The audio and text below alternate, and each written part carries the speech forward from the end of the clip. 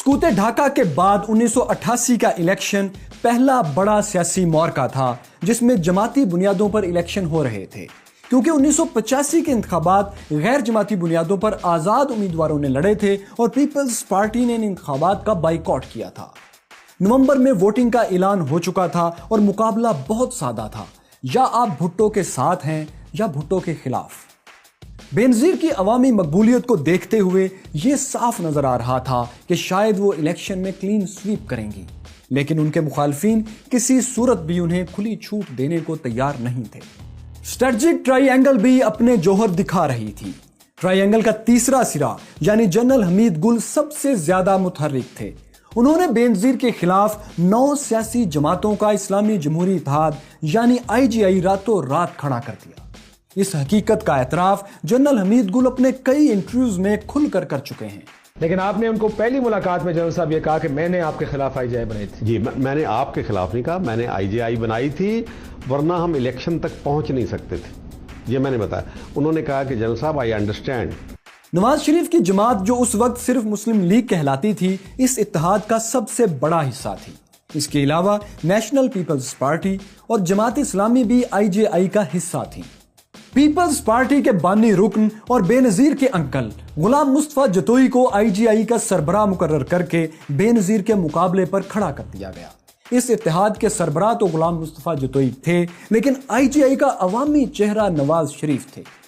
ان کی تصویر کے ساتھ اخبارات کے فرنٹ پیجز پر بڑے بڑے اشتہارات چھپتے، جن میں بے نظیر کو دشمن اور یہودی لابی کا ایجنٹ لکھا جاتا۔ عوام سے مخاطب ہو کر کہا جاتا کہ آپ کا مقابلہ آپ کے دشمن سے ہے۔ اخبارات کی وہ خبریں جن میں بے نظیر اور نصرت بھٹو پاکستانی ایٹمی پروگرام کی حمایت نہیں کر رہی، بطور اشتہار چھاپی جاتی۔ یہ تک خبریں چھپتی کہ پیپلز پارٹی امریکہ میں لابنگ کر رہی ہے کہ پاکستان کو F-16 طیارے نہ دیے جائیں۔ ایسی خبروں کے تراشے روز اخبارات میں بطور اشتہار چھاپے جاتے اور بتایا جاتا کہ پیپلز پارٹی کو ووٹ دینے کا مطلب پاکستان کے دفاع پر سمجھوتا کرنا ہے۔ سڑکوں چوراہوں پر IGI کے 9 ستاروں والے جھنڈے کے ساتھ یہ نعرہ بھی درج ہوتا، 9 ستارے بھائی بھائی، بے نظیر کی شامت آئی۔ IGI کا انتخابی نشان سائیکل تھا۔ جماعت اسلامی کے امیر قاضی حسین احمد مختلف شہروں میں سائیکل پر 9 ستاروں کا جھنڈا لگا کر انتخابی مہم چلایا کرتے تھے۔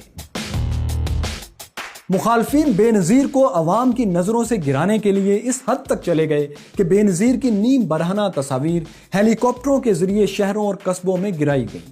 انہیں ماڈرن، مغرب زدہ اور امریکہ اور بھارت کی ایجنٹ تک قرار دیا جا رہا تھا۔ بے نظیر بھی اپنے جلسوں میں اسلامی جمہوری اتحاد کو آڑے ہاتھوں لیتی۔ انہوں نے الزام لگایا کہ ہیرون اور منشیات کی کمائی سے ان کے خلاف انتخابی مہم چلائی جا رہی ہے۔ انہوں نے ایسے اشتہارات چھپوائے جن میں نواز شریف یا قاضی حسین احمد کو نہیں بلکہ ضیاء الحق کو نشانہ بنایا جاتا۔ ضیاء الحق کو پاکستان کے ایٹمی راز بھارت کو دینے کا ذمہ دار قرار دیا جاتا۔ پیپلز پارٹی آمریت اور اس کے ساتھیوں کے خلاف اپنے انتخابی نشان تیر کو کئی معنوں میں استعمال کر رہی تھی۔ جواب میں IGI بھی ذوالفقار علی بھٹو کے دور میں ہونے والے ظلم اور زیادتیوں کی تصاویر اخبارات میں چھپواتی۔ ان اشتہاروں میں بھٹو کے پاکستان توڑنے کی طرف اشارہ ہوتا اور یہ دکھایا جاتا کہ بھٹو سیاستدان کے پردے میں ایک سخت گیر ڈکٹیٹر تھے۔ وہ اخبارات اور جرائد دکھائے جاتے جو بھٹو نے زبردستی بند کروائے تھے، اور وہ لوگ دکھائے جاتے جن پر بھٹو نے تشدد کروایا تھا۔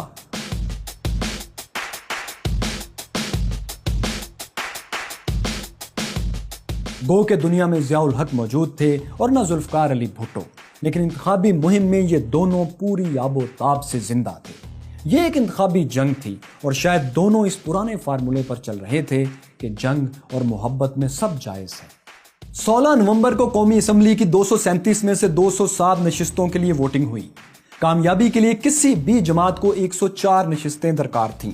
ایک دن پہلے گیلپ سروے چھپ چکا تھا، جس میں انتہائی جدید اور سائنسی سروے کا دعویٰ کرتے ہوئے بتایا گیا تھا کہ انتخابات میں پیپلز پارٹی اور IGI میں مقابلہ برابر کا ہے۔ لیکن جب نتیجہ آیا تو پیپلز پارٹی IGI سے کہیں آگے تھی۔ پیپلز پارٹی نے 92 جبکہ اسلامی جمہوری اتحاد نے 54 نشستیں حاصل کی تھی۔ بعد میں آزاد امیدواروں کی شمولیت سے پیپلز پارٹی کو 115 امیدواروں کی حمایت مل گئی۔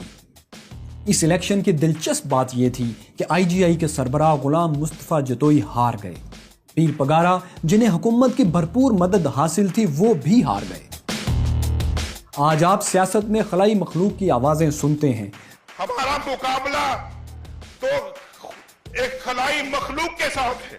بالکل اسی طرح اس وقت بھی ہارنے والے اس قسم کی باتیں کیا کرتے تھے۔ پیر پگارا نے کہا کہ انہیں ہرانے کے لیے خفیہ ہاتھ استعمال ہوا ہے۔ سابق وزیر اعظم جنیجو بھی اپنی شکست پر انگلی منہ میں دابے کچھ ایسی ہی بات کر رہے تھے۔ پرانے سیاسی جگادری ہار گئے، لیکن بھٹو اور ضیاء کے جوان سال سیاسی وارث جیت گئے۔ اب وہی دونوں میدان میں آمنے سامنے کھڑے تھے اور پاکستان میں ایک نئے دور کا آغاز ہو رہا تھا۔ لیکن ابھی انتخابی جنگ ختم نہیں ہوئی۔ ان دنوں قومی اور صوبائی اسمبلی کے انتخابات ایک ہی دن نہیں ہوتے تھے، بلکہ پہلے قومی اسمبلی اور اس کے 3 دن بعد صوبائی اسمبلیوں کے لیے ووٹنگ ہوتی تھی۔ اس لیے قومی اسمبلی میں شکست کے بعد آئی جی آئی کو صوبائی انتخابات میں بھی ہارنے کا دھڑکا لگ گیا۔ اس دوران روزنامہ مشرق اور نوائے وقت میں بے نظیر کا یہ بیان سامنے آیا کہ وہ کسی پنجابی کو اپنا لیڈر کیسے مان لیں۔ آئی جی آئی نے اس بیان کو ہاتھوں ہاتھ لیا اور رات بھر میں پنجاب کی دیواروں پر یہ نعرہ لکھ دیا گیا، جاگ پنجابی جاگ، تیری پگ نو لگ گیا داغ۔ مساجد میں لاؤڈ سپیکرز پر بے نظیر کے خلاف اعلانات بھی کروائے گئے۔ پنجاب کے عوام کو پیپلز پارٹی کے خلاف بھڑکانے کی کوشش کی گئی اور اس مہم کا پیپلز پارٹی کو نقصان بھی ہوا۔ جب نتیجہ آیا تو پنجاب سے 88 نشستیں پیپلز پارٹی نے اور 91 آئی جی آئی نے حاصل کی۔ نواز شریف آزاد امیدواروں کو ساتھ ملا کر وزیر اعلیٰ پنجاب بن گئے۔ خیبر پختونخوا یعنی صوبہ سرحد اور بلوچستان میں بھی آئی جی آئی جیت گئی۔ سندھیوں کے لیے ایسے اشتہارات چھاپے گئے تھے جن میں لکھا جاتا تھا کہ سندھ کو ایک جماعتی آمریت سے بچانے کے لیے آئی جی آئی کے نشان سائیکل پر مہر لگائیں، لیکن یہ مہم کسی کام نہ آئی اور پیپلز پارٹی جیت گئی۔ اور بوجھئے سندھ کے وزیر اعلیٰ کون بنے؟ قائم علی شاہ۔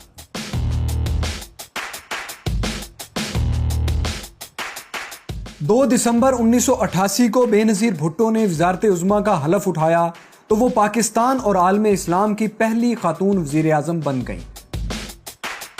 یہ ایک تاریخ ساز واقعہ تھا، لیکن بے نظیر کی حکومت میں پاکستان نے ایک ایسا سنگ میل عبور کیا جس سے پاکستانی تو بہت خوش ہوئے، لیکن امریکہ ناراض ہو گیا اور پابندیاں لگا دیں۔ وہ کیا واقعہ تھا اور جنرل حمید گل نے کون سا خفیہ غیر ملکی آپریشن کیا کہ جس سے ناراض ہو کر بے نظیر نے انہیں آئی ایس آئی کی سربراہی سے ہٹا دیا؟ اسامہ بن لادن اور جنرل حمید گل ایک مقصد کے لیے کیسے اکٹھے ہوئے؟ یہ سب کچھ آپ کو اگلی قسط میں دکھائیں گے۔ آپ پاکستان کی کہانی کی 15 اقساط دیکھ چکے ہیں۔ اگر آپ نے پاکستان کی سنسنی خیز کہانی یہاں تک نہیں دیکھی تو پلے لسٹ پر کلک کیجئے اور تمام اقساط ایک ساتھ دیکھ لیجئے۔ اگلی اقساط بر وقت دیکھنے کے لیے دیکھو سنو جانو کو سبسکرائب کیجئے، بیل آئیکن پر ضرور کلک کیجئے تاکہ ہر اپڈیٹ آپ کو بر وقت مل سکے۔ کمنٹس، لائک اور شیئر بھی ضرور کیجئے تاکہ ہم اس سلسلے کو جاری رکھ سکیں اور اس سے بھی بہتر انداز میں پاکستان کی تاریخ آپ تک پہنچا سکیں۔